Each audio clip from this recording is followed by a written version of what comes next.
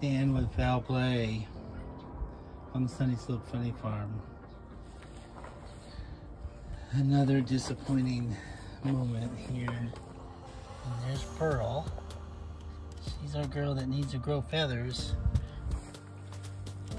What we discovered was not only was she losing feathers from the roosters, but some of the other hens were picking on her and pulling her feathers out.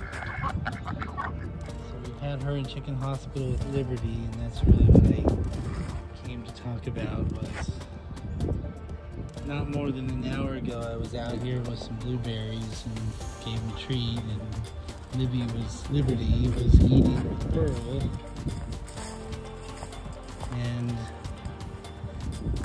like I said, it was just an hour ago and I came back out a few moments ago and found Libby passed on. And of course Mrs. Foulplay is trying to sleep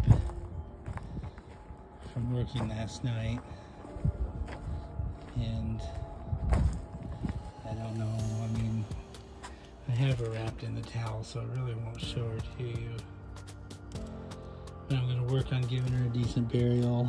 She's had congestive heart failure, we've known that, so I guess perhaps it was inevitable. It's sort of hot go over too, and I don't know if something spooked her and she probably had a heart attack. We really babied her for so many months now. Just hate losing her. Hate losing her to when she passed on by herself. And Pearl was sort of with her, I guess. But I hate losing a bird that maybe wasn't comforted in their last moments. So I'm gonna work on giving her a burial. You know, I laid Libby to rest, and that really hurt my heart, as it always does. You know how I feel about losing animals and losing birds. And of course we said goodbye to our roosters, and that was, you know, on purpose. And of course we got Patrick here, and I lay Liberty to rest and used red, white, and blue. We called her Libby.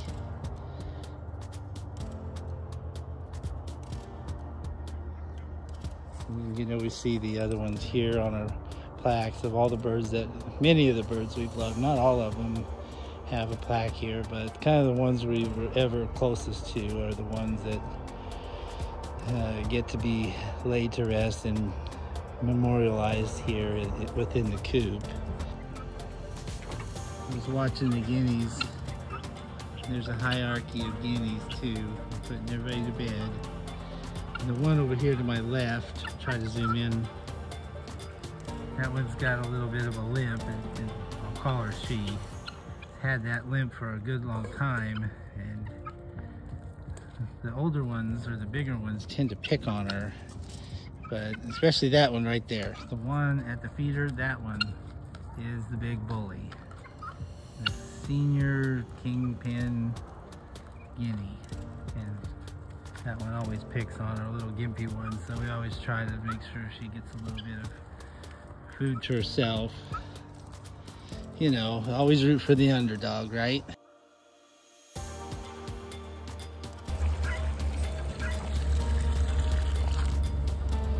Water is such a challenge, isn't it? Yep. Especially with ducks. If you're gonna get ducks, folks, you've got to be ready to have lots of water. There's duct tape. And we have maybe some unintended consequences with duct tape, don't we? Yeah. Now duct tape. So now we eliminated our all of our male chickens, the roosters, and so he's the only male left in our chicken yard, and I noticed him trying to mate one of our chickens the other day.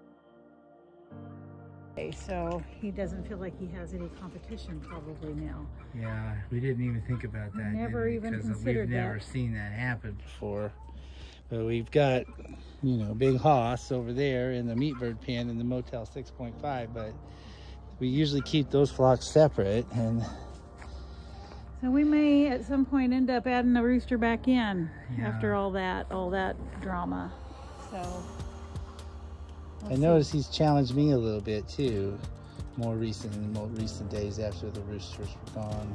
So he's feeling, I think, a little bit like the top man around here. Yeah, he's still a good boy. There's no reason to. He's not like being vicious or anything. You know, you pick him up, he gives you a hug. So We'll have to keep an eye out for him. how's our girls? They're done walking, running, right? Done running. Coming back like he's terribly hungry. Tired from running. He's got her a bone in there.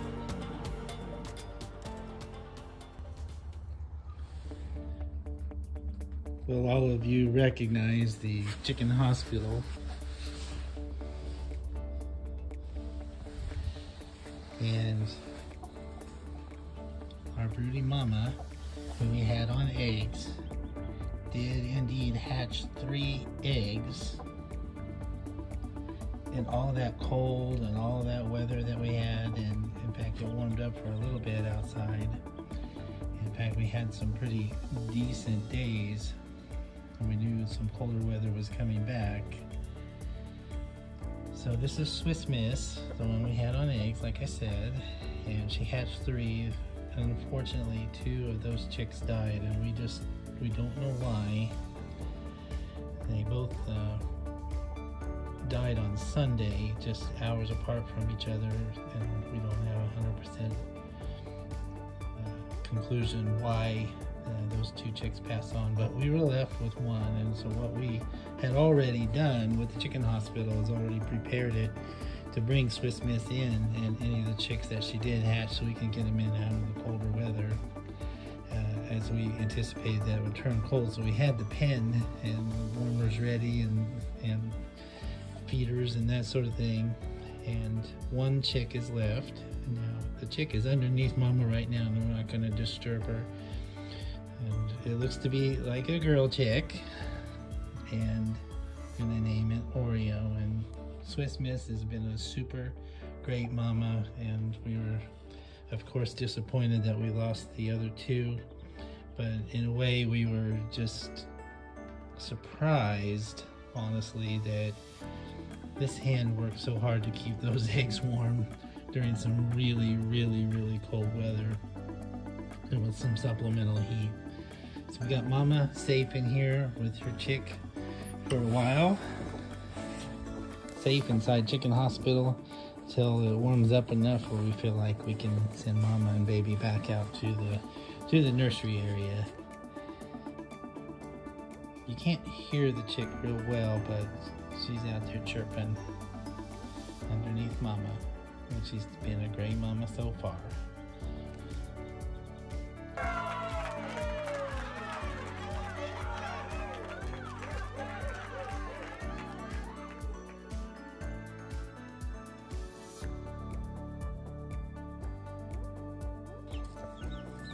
And we can't forget our 4 previous chicks we hatched from our meat bird flock. And I gotta get the names right here. Uno, Beta, Trinity, and Omega. But look at the colors on this. We all think they're girls.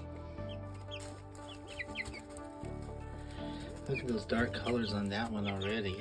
Where you going, big girl? So they're thriving and doing well.